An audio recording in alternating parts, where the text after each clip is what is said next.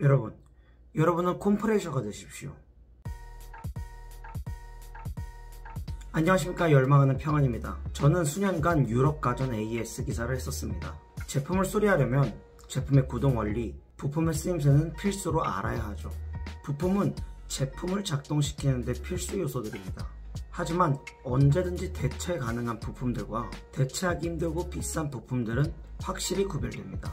냉장고로 예를 들면 냉동실 선반이나 손잡이, 플라스틱 커버와 같은 것들은 언제든지 쉽게 대체해야 하기에 값싼 재질로 만들어졌고 또 자주 교체됩니다. 반면에 온도 조절기나 컴프레셔와 같은 부품들은 제품의 퀄리티를 결정하는 핵심 부품이기 때문에 제작할 때 드는 자재 비용과 기술 비용이 차원이 다릅니다. 그렇기에 고장도 잘 안 나지만 고장 나더라도 고쳐 쓰려고 하지 쉽게 교체하지 않습니다.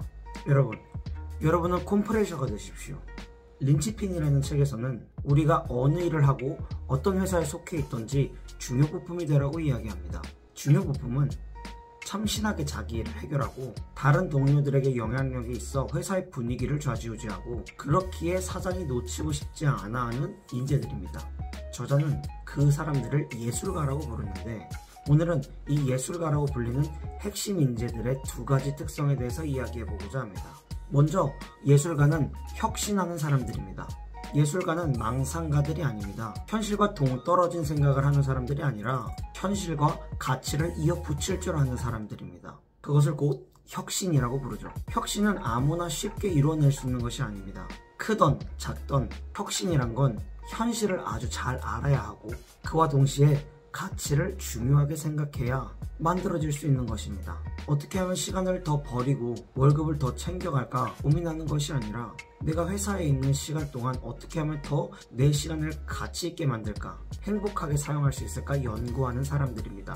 또 예술가는 선물하는 사람들입니다. 원래 선물의 의미는 대가를 바라지 않고 거저주는 것입니다. 자신의 영감, 생각, 어떤 것이든 널리 퍼뜨리고 싶은 사람들이고 자신이 영향을 미칠 수 있는 모든 곳에 새로운 바람이 불길 바라는 사람들입니다. 자신이 얻어내기 위해서 포기한 것들을 남에게도 요구하지 않습니다. 오히려 남들은 내가 겪은 고통을 느끼지 않았으면 해서 자신의 것을 거저주면서 도와주죠.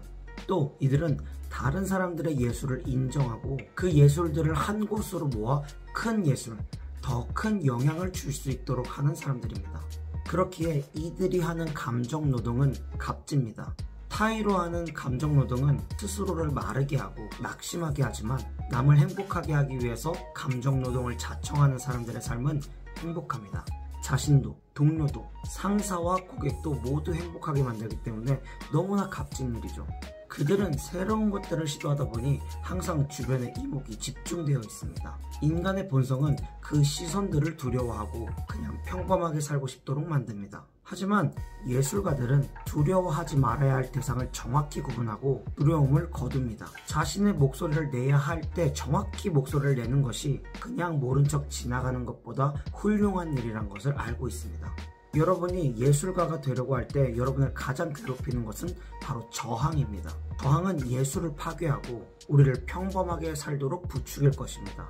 우리를 또 안전하게 살도록 부추길 것입니다. 당장은 상사의 눈을 피해서 월급 루팡을 하는 것이 내 개인적인 시간도 챙기고 좋아 보일 수 있습니다. 하지만 그것은 궁극적으로 내 인생이 행복해지는 것을 가로막는, 쉽게 말해 조지는 거죠. 성장에서 오는 리스크를 피하도록 겁주고 알아서 되겠지 하는 망상으로 가득 채우는 것이 바로 그 저항입니다. 저항으로부터 저항하십시오. 저항에 순응하는 사람들은 고통의 악순환을 걷게 됩니다. 젠파는 가려운 곳을 긁는다는 뜻의 티베터입니다. 긁으면 상처가 나고 상처가 딱지가 되면 또 간지럽고 그러면 또 긁고 또 상처가 나고 또 딱지가 생기고 이러한 고통이 악순환된다는 뜻입니다. 본능 따라서 안전하게만 살지 말고 우리가 계속 안주하길 원하는, 성장하지 않기 원하는, 가만히 있기 원하는 본능에 따라 산다면 가려운 곳을 끊임없이 긁는 것처럼 고통의 악순환 속에 갇히게 될 것입니다.